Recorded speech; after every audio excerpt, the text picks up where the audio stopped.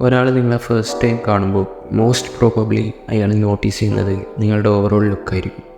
So അട്രാക്റ്റീവായിട്ടിരിക്കുക എന്നുള്ളത് എപ്പോഴും important ആയിട്ടുള്ള ഒരു കാര്യമാണ്. ഞാൻ അധികം പറഞ്ഞ് ബോറടിപ്പിക്കണില്ല, നമുക്ക് നേരെ ടോപ്പിക്കിലേക്ക് കടക്കാം. First and most important step, workout. നിങ്ങൾ എത്ര നല്ല ഔട്ട്ഫിറ്റ് ഉപയോഗിച്ചാലും if your body is not fit, it's going to look bad. Hit the gym consistently. ജിമ്മിൽ പോയില്ലെങ്കിലും മാക്സിമം വീട്ടിൽ വർക്കൗട്ട് ചെയ്യാൻ ശ്രമിക്കുക. വർക്കൗട്ട് ചെയ്യുമ്പോൾ upper chest, shoulders, legs, forearms, upper traps, neck, ഈ മസിൽസ് കൂടുതൽ ഫോക്കസ് ചെയ്തിട്ട് വർക്കൗട്ട് ചെയ്യാൻ ശ്രമിക്കുക. ബിക്കോസ് ഈ മസിൽസാണ് നിങ്ങളുടെ ബോഡിയെ കൂടുതൽ അട്രാക്റ്റീവ് ആക്കുന്നത്. ജിമ്മിൽ പോകുന്നതുമായി നിങ്ങൾ അട്രാക്റ്റീവായിട്ടുള്ളൊരു ബോഡി മാത്രമല്ല ഉണ്ടാക്കുന്നത്, നിങ്ങൾ നിങ്ങളുടെ ഓവറോൾ ഹെൽത്തും ഇമ്പ്രൂവ് ചെയ്യും. ഇമാജിൻ, നിങ്ങളിപ്പോൾ ഒരു ബാർബർ ഷോപ്പിൽ പോവാണ്. അവിടെ എത്തിക്കഴിയുമ്പോൾ നിങ്ങൾ നിങ്ങളുടെ ഫോണിലുള്ളൊരു ഫോട്ടോ അല്ലെങ്കിൽ നിങ്ങൾക്ക് എങ്ങനെയാണ് ഹെയർ കട്ട് ചെയ്യേണ്ടത് എന്നുള്ളത് പറഞ്ഞു കൊടുക്കും.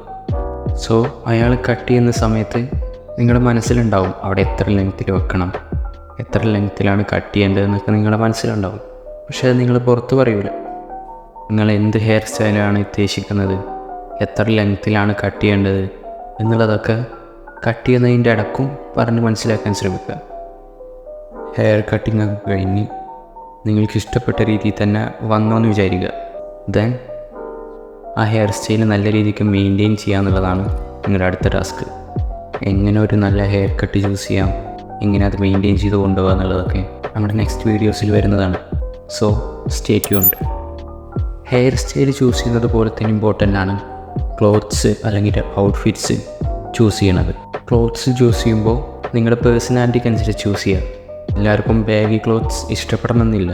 സോ നിങ്ങളൊരു ക്ലാസ് ലുക്കാണ് ഇഷ്ടപ്പെടുന്നതെങ്കിൽ ഓറഞ്ച്, റെഡ്, യെല്ലോ, പിങ്ക് ഈ കളേഴ്സ് മാക്സിമം അവോയ്ഡ് ചെയ്യാൻ ശ്രമിക്കുക. ബ്ലാക്ക്, വൈറ്റ്, നേവി, ബ്രൗൺ ഈ കളേഴ്സ് കൂടുതൽ പ്രിഫർ ചെയ്യുക. ബിക്കോസ് ഈ കളേഴ്സ് കൂടുതൽ മാൻലി ആണ്, അട്രാക്റ്റീവ് ആണ്. ക്ലോത്ത്സിൻ്റെ ഒപ്പം നിങ്ങൾക്ക് ആക്സസറീസ് ചൂസ് ചെയ്യാം. ആക്സസറീസ് ചൂസ് ചെയ്യുമ്പോൾ ഒരു കാര്യം ശ്രദ്ധിക്കുക, ലെസ് ഈസ് മോർ. അതായത് ഒരുപാട് വലിച്ചു വാരിയിടാതിരിക്കുക. നിങ്ങളൊരാളുടെ അടുത്ത് സംസാരിച്ചുകൊണ്ടിരിക്കുമ്പോൾ മോസ്റ്റ് പ്രോബബ്ലി അയാൾ നിങ്ങളുടെ ഫേസ് ആയിരിക്കും ശ്രദ്ധിക്കുന്നുണ്ടാവുക. സ്കിൻ കെയറിനെ കുറിച്ച് സംസാരിക്കുമ്പോൾ ഒരിക്കലും അവോയ്ഡ് ചെയ്യാൻ പറ്റാത്തൊരു കാര്യമാണ് ഹൈഡ്രേഷൻ. ദിവസവും ഒരു 3-4 ലിറ്റർ വെള്ളം കുടിക്കുക. പിന്നീട് വരുന്നൊരു കാര്യമാണ് ബേസിക് സ്കിൻ കെയർ റൊട്ടീൻ. അതായത് ഒരു ഫേസ് വാഷ്, മോയ്സ്ചറൈസർ, സൺസ്ക്രീൻ ഇതൊക്കെ യൂസ് ചെയ്യുക.